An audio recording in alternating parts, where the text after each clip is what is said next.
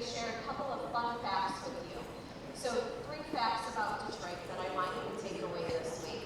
1, many people don't know that Detroit is the world's first Convention and Visitors Bureau. That's right, it started in 1896. So we know a thing or two about hosting meetings and events. The other fun fact is that we have a world-class airport. It is the 2nd largest Delta hub, serving over 1,100 destinations with direct flights in over 22 countries. Very exciting. And the third one is we're a 2-nation destination. Situated on the border of Canada, we look to the south, fun fact, if you're ever on Jeopardy, we look to the south to Windsor, Ontario. And if there is one thing I can share with you that you must see when you visit Detroit, that is the Motown Museum. Because as you heard me go walking in that Detroit soul, that Detroit music, well, that's where it all started, is right there in Motown.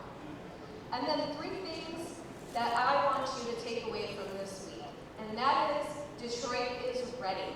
We are ready to welcome you to the city. Number 2 is that you will be welcome. I find that Detroit is one of the most welcoming and inclusive cities in the Midwest, and we can't wait to have you. And number 3, you will be successful.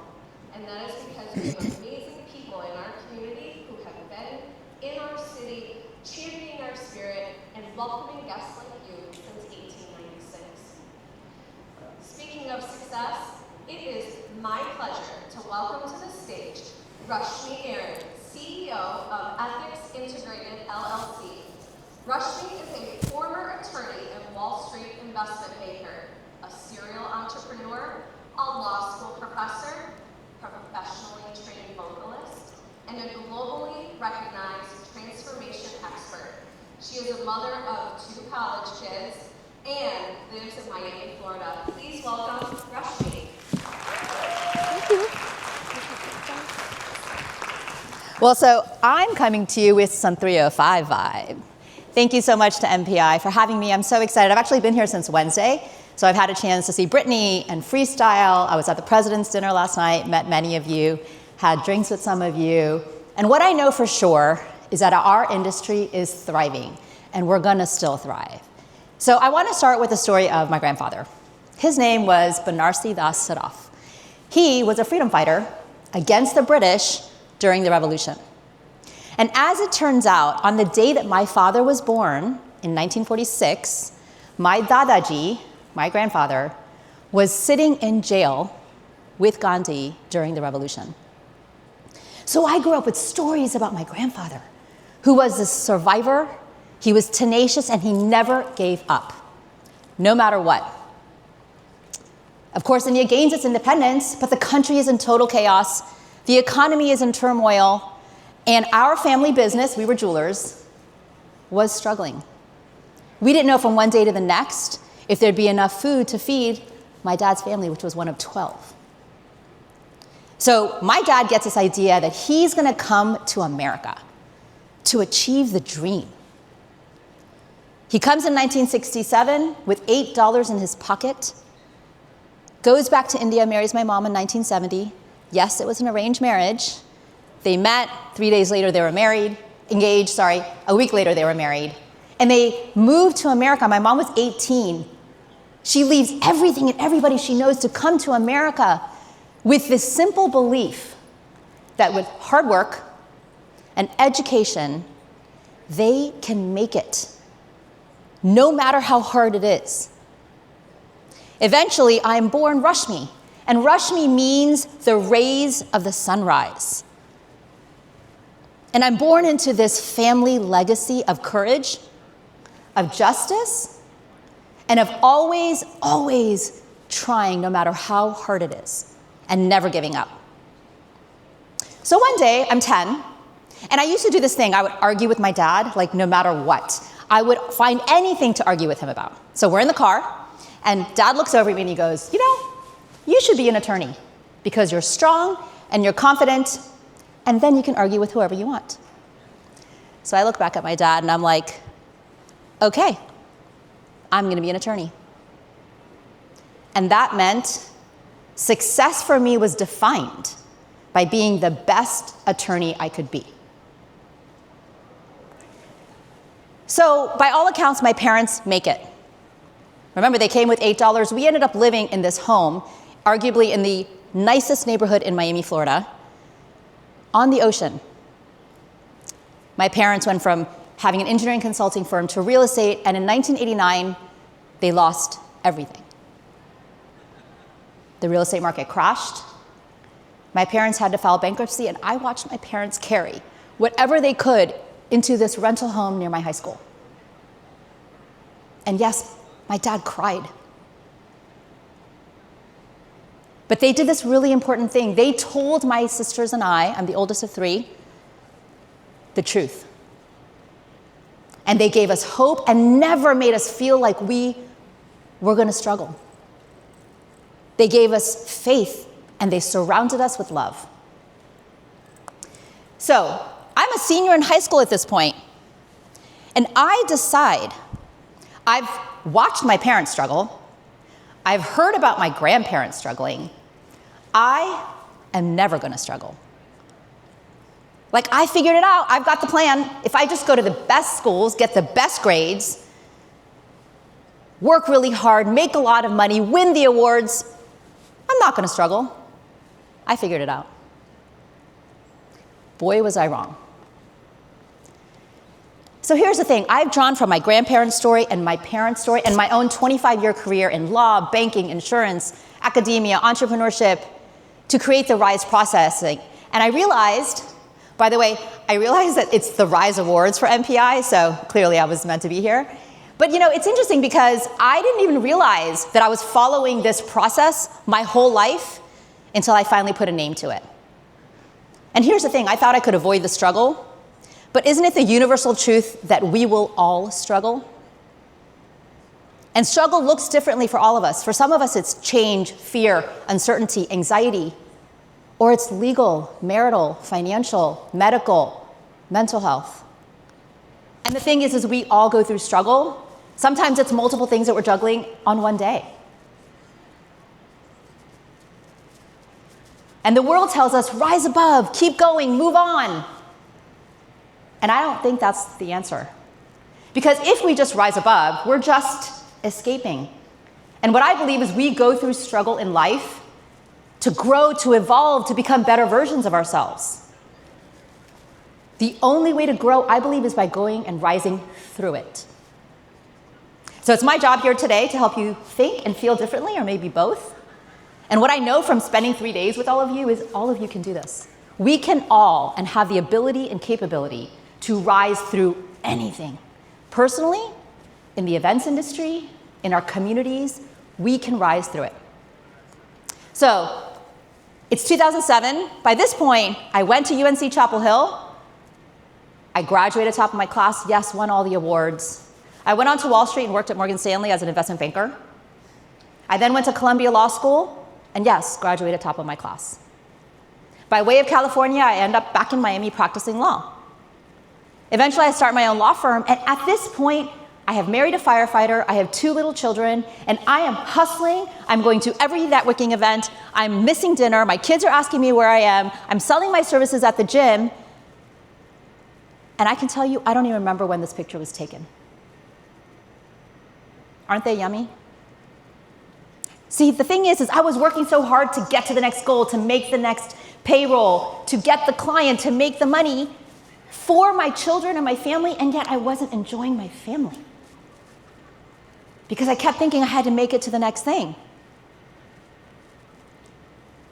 I was in a self-imposed prison that looked beautiful with glass walls. And it looked like stress and burnout and overwhelm and status quo. I was trying to keep up appearances. I was trying to make it to that fancy dinner that I really couldn't afford. So it's in this context, when my kids were 2 and 3, that I get a chance to meet a real estate developer.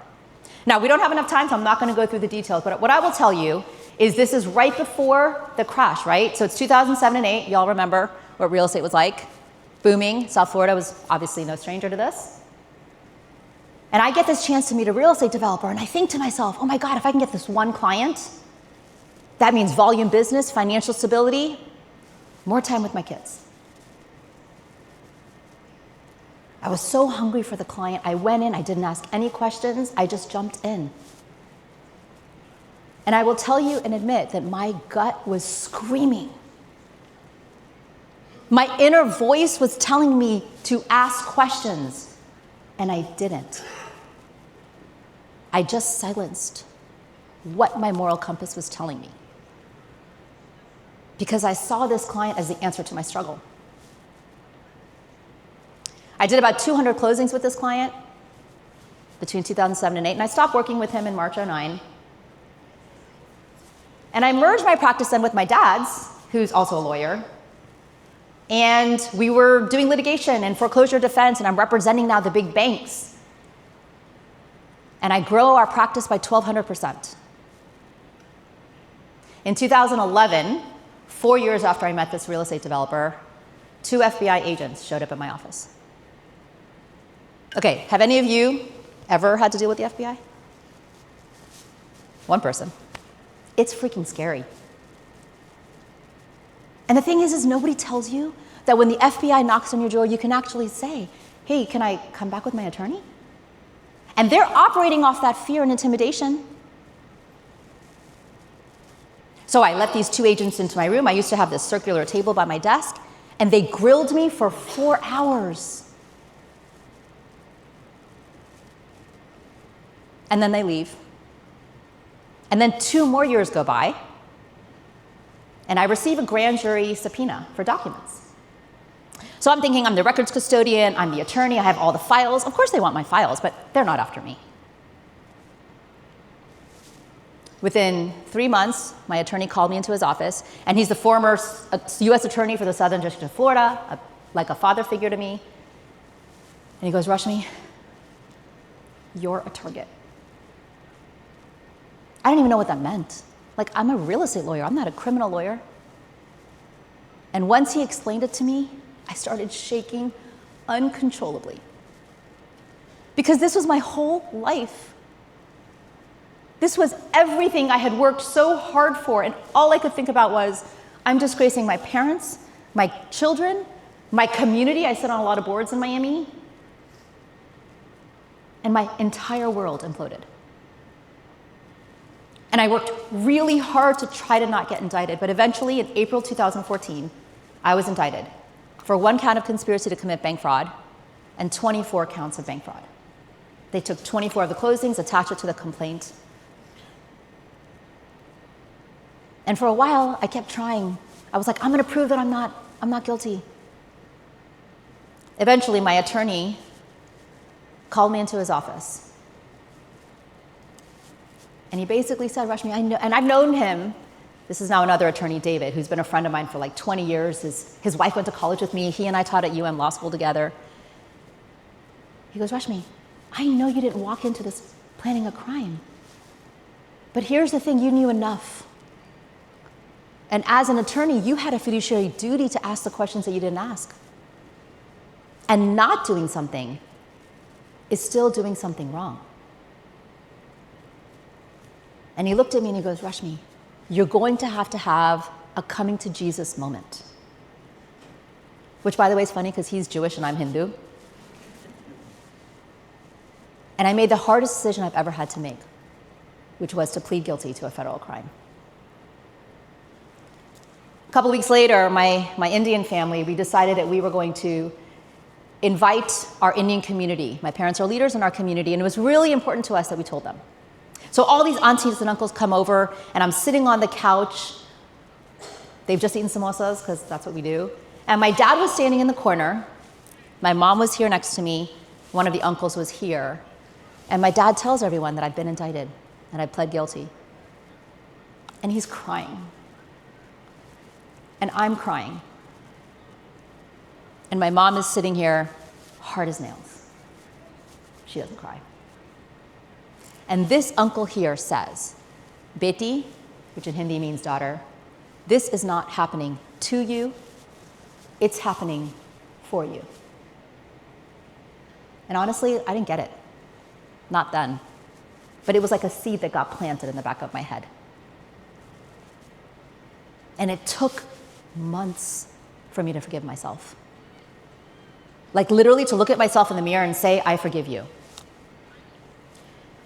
But the only thing I could do in that moment was to reframe, right? To turn a negative into a positive, we have to own it, acknowledge it, feel that pain in our bones.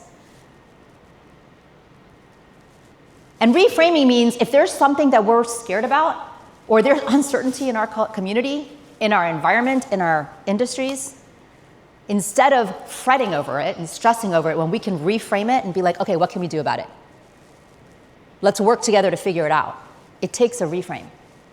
So the evening after I pled guilty, I took my son to Cheesecake Factory. And my son was 9 at the time, but he was that kid that would like read everything and randomly Google my name. And I didn't want him to Google my name and learn about what I did. I knew he had to hear it from me.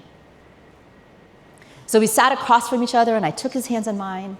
And as I looked into his eyes, I said, today, Mommy had to plead guilty to a federal crime. And he asked me all these questions like, Mommy, are you going to have to go away? I said, I don't know, honey. We'll find out at my hearing. So here's what I know. Struggle isn't a detour. It's a doorway. If it works. I had spent my whole life thinking I could avoid the struggle, right? That struggle's bad. I got to keep it over here.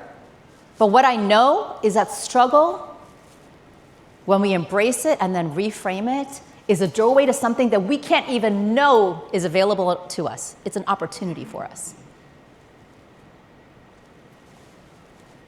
So the next thing I had to do was to identify. Now for me, I wanted to identify the people in my life that would lift me and ground me, but also tell me the truth that I needed to hear about myself. So I'm going to tell you that I'm an overachiever, so I made like a spreadsheet of like 200 people in my life, like friends from elementary school, high school, law school, my kids' friends' parents, my kids' teachers, my running and cycling community. Like I literally called everybody in my life that I thought knew me at my core, that knew something about my history. And just like I've told all of you, I picked up the phone and called them one by one. And I could only make like 4 calls a day because I was bawling hysterically on every call. Because I'm literally the last person anybody thought would end up going to prison. Or potentially going to prison. I was so sure that all these people would hang up on me. Because all of my self-worth, self-love, self-achievement, self-esteem was rooted in achievement. Like people love me because I'm that good girl. I'm that perfect little Indian girl that always played by the rules. And what happened instead is that 182 people sent letters to the judge for me. And it was like I got eulogized before I died. Who gets that opportunity? People shared stories about me from childhood that I didn't even remember in ways that I had impacted and influenced them and touched their lives. And what I learned is that people are very forgiving of our humanity when we give them the opportunity. Right? Like one of my friends said, Rashmi, you stood naked and exposed for the entire world to judge you, and we did. And we saw ourselves in you. And then we got to tell our children to use you as an example that we are all imperfect beings, flawed humans here to learn together. And when we all start to share, we create that connection. So at my sentencing hearing, I don't know how many of you have been in a federal courtroom, but they look like this. Very high ceilings. All of those 182 people showed up. It was a hot Tuesday summer morning in June. My law school roommate drove down from Richmond. My college best friend drove from Charlotte. My high school friend from New York flew down. I didn't even know these people were coming, but they came to show me unconditional love. And it was not expected, but they showed up for me. And I walked up to that podium in the middle, And I looked at the judge and I apologized to him. I turned around and I apologized to my parents and to my community, and I promised to do better. That I could do better and I would make them proud. And then the judge sentenced me to 1 year and a day in prison. And I collapsed on the ground and was hysterical crying. Because it wasn't that I was scared for me. Who was I scared for? My kids. Like, what's going to happen to my kids? Who will love on them like me? And I literally had to surrender. I had to surrender my ego, because let's face it, ego's a trap. I certainly was like, what will people think of me? What will people say? What's going to happen to my reputation? All of the things that you can imagine I was thinking and feeling. I had to surrender control. If you ask my ex-husband, he will tell you I am a control freak. And I was about to have zero control over my life. Where I would sleep, eat, where I would wear, anything. But in the process of surrendering and letting go, we create space for more. Because letting go is a power move. It's just, we're so used to like holding on to things because we don't want to let go. We don't want to lose things. But what I have learned is when we let go of ego and fear and control, we grow. We evolve in ways that we don't even know. So on the morning of my surrender, literal surrender, it was August 17th, 2015, and I wanted to pray at sunrise and run with my family. You can see my son's not there because he was super emotional that morning. And you can also see that my dad's crying and my mom's not. It's a pattern. I was so scared because it was like I was about to enter a twilight zone, and I had no concept of what it was going to be like. When I tell you I was shaking, I am not exaggerating. And then I was no longer Rashmi Airan. I was 05121-104. And the surrendering, receiving, and discharging process can only be described as dehumanizing.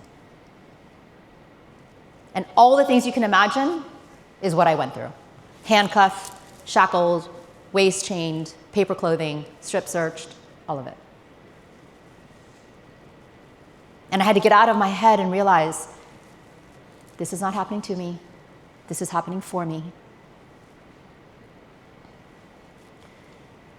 And what I know is by reframing, identifying, surrendering, I could then evolve.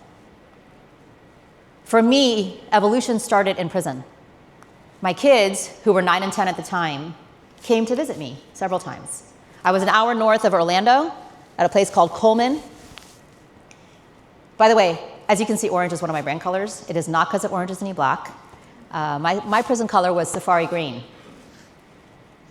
And yes, when I came home from prison, I rid my entire wardrobe of safari green. I will never wear it again.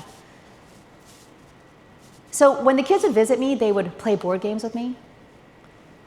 They would go to the vending machines and get, I wanted Chobani Flip yogurt and Diet Coke. They would hug on me and love on me because that's all that mattered. And I had spent so many years working so hard and not being home with them, trying to make enough money for them and do all the things for them instead of just being with them. And what I learned is I can just be where my feet are and be present. And that was a growth opportunity for me, instead of just like constantly running, actually to just plant myself and be. Instead of thinking of the next thing all the time. So I don't know how many of you know what it looks like, but this is what my bunk looked like, my cube. I was on the top bunk, and you see that ledge near the mattress? I used to keep a gratitude journal on that ledge that one of my friends had sent to me. So I'm sitting in prison, away from my children, and every morning when the guards would walk by for count, usually happened at 5:30 in the morning, I'd wake up, I'd flip my night light on, and I'd sit up and I'd pull the gratitude journal onto my lap and I'd write in my gratitude journal. So these are 2 pages, the day before and Christmas, of me writing in my gratitude journal. 3 things I'm grateful for, 3 affirmations that I have, 3 things I want to do today. Because here's the thing. We can find gratitude in the hardest of moments, right? Studies show that when we find gratitude, when we take the time to write down what we're grateful for, it improves our stress, anxiety, mental health. I mean, right, we could go on. We all know this. But we rarely take the time to do it. I had the luxury of having time to do this. And then every night before I went to sleep, the last thing I would do before lights out is I would write in my gratitude journal. What 3 things happened today that I'm grateful for?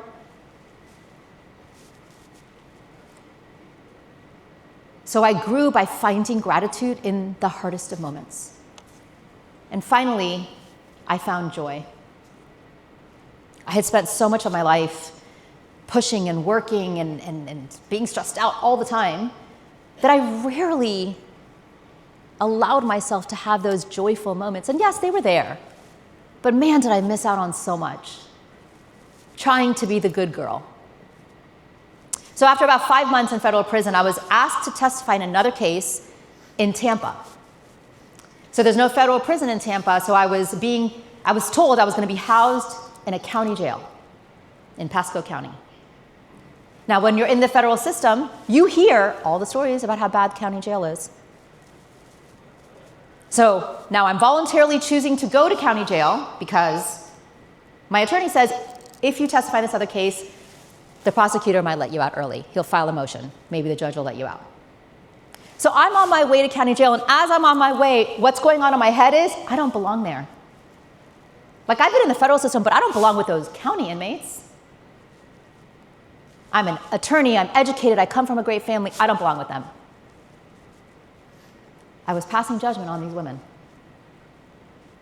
And I got there, and I spent 23 days with them, cooking, eating, praying, crying, sleeping, getting them to work out with me.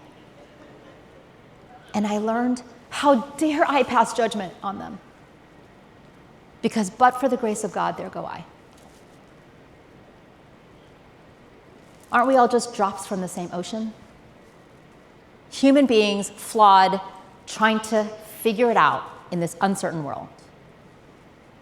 So one night, we were sitting in these cold, hard metal chairs, watching a movie on this TV stuck in the corner like the DMV. And the movie Burlesque comes on. How many of you know this movie? Christina Aguilera. Kate knows it over here. There's a lot of dancing, great eye candy, Cher, singing. So we're all standing up and we're dancing and we're finding joy. We go back to our room and one of the girls says, hey, don't you know how to Bollywood dance? I'm like, it's kind of a trick question because all of us Indians think we know how to Bollywood dance. So I have a request. Not a lot of you are in here, but if you can all stand up, I'm going to show you what I did. I promise you, it's not that hard.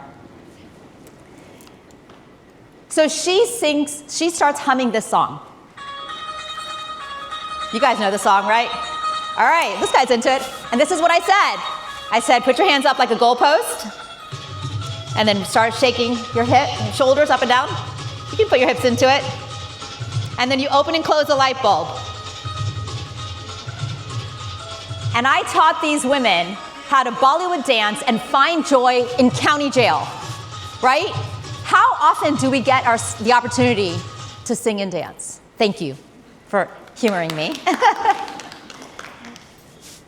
We don't allow ourselves sometimes the opportunity. We're so worried about what people are going to think about us if we dance, if we sing.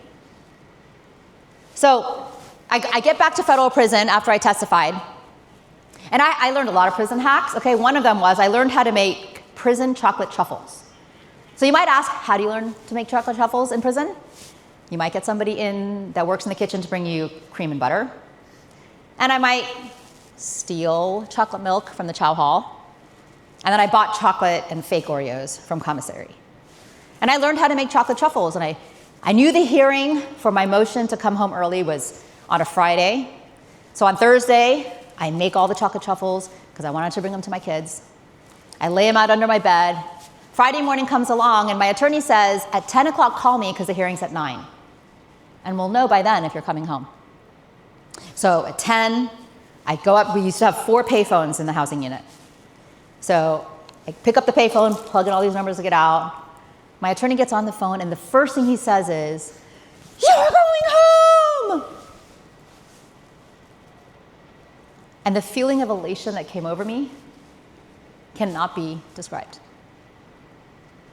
The next call I made was I called to my parents. So they knew there was a hearing, right? I called and I said, "Mom, I'm coming home. Dad can leave to pick me up."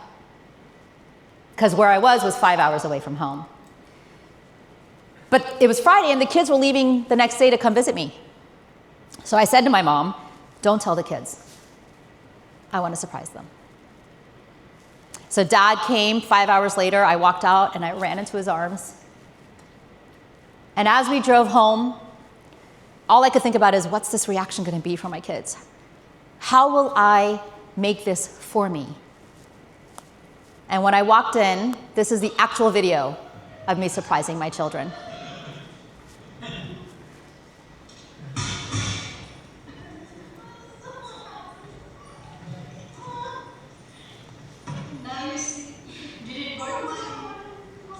And they didn't let go for a long time. Because isn't this why we work so hard? Isn't this what we do it all for? And as I began to share my story, I learned the impact of sharing my struggle. I had spent my whole life thinking I can avoid this struggle, and actually, this struggle has made me such a better human. Right? Because we can all rise, no matter what we're going through, no matter the uncertainty. You as event planners, and I've heard it in every session I've gone to, including the one just before this one, that the events industry, yes, there's this fear of uncertainty, but I am 100% sure that we are all going to get through this. We are all going to rise and thrive, and this industry is just continuing to grow. Every single conference y'all are planning is going to thrive because people want to meet. It's how we create connection. So here's the thing. I'm the oldest of 3 sisters, like I said. I used to think I have to do it alone. I can't ask questions. I'm the attorney, so I kind of have to know everything. And I thought all along the way I was going to be alone. But yet what I learned is that every step of the way on this journey, if we share our struggles, when we rise through it and share it, and be vulnerable and be authentic, we actually create connection and belonging because we rise together. So whether it's at home, in our families, at work in our organizations, in our little teams or bigger teams, or in our communities, if you sit on boards like me, when we rise and we share our struggles and we talk about the hard things, we create that connection and community that we all need. We're all yearning for it. So I do have one last story, since we're running way out of time. I have cards. There's some here, there's some over there with my contact information. And yes, you do get the prison chocolate truffle recipe. If you do get a moment to fill out the survey, I'd really like it. I'll put it back up when we're done. Just to give me some feedback would be awesome. And you do get an abbreviated slide deck if you're able to fill that out. So when my dad was 12, he had just finished reading Gandhi's autobiography. Now, Dad comes from this tiny little remote village in India called Beatty. There are no paved roads. And he comes home from school on this one particular day. His dad by this time was really sick. And his grandfather, my Dadaji, says, "Hey, let's go for a bike ride." So Dadaji sits in the carriage, my dad gets on the bike, and they go riding around on these dirt roads of their little town. They come to this nearby pond. Dad picks some fruit, and as they're eating the fruit, my dad turns to Dadaji and says, "I don't understand. Why would Gandhi share this really embarrassing, humiliating moment for the entire world to read about forever?" Right? Like, he can't take it back. It's documented. And Dadaji says, "Because that's the point, son.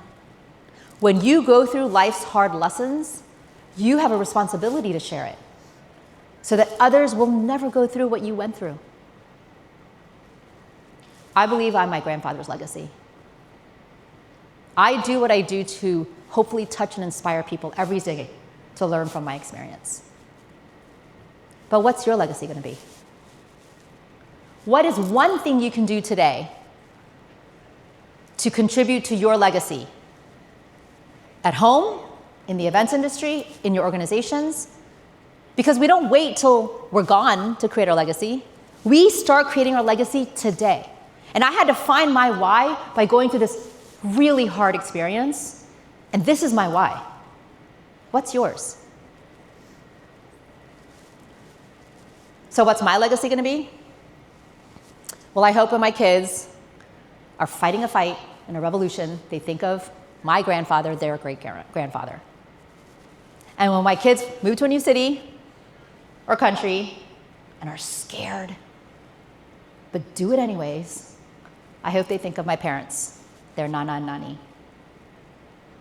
And when my kids are going through struggle, which they will, and they'd rather just escape and push harder and move on and keep going, I hope they know to reframe, identify, surrender, and evolve, and think of me, and rise together with each other and with our community.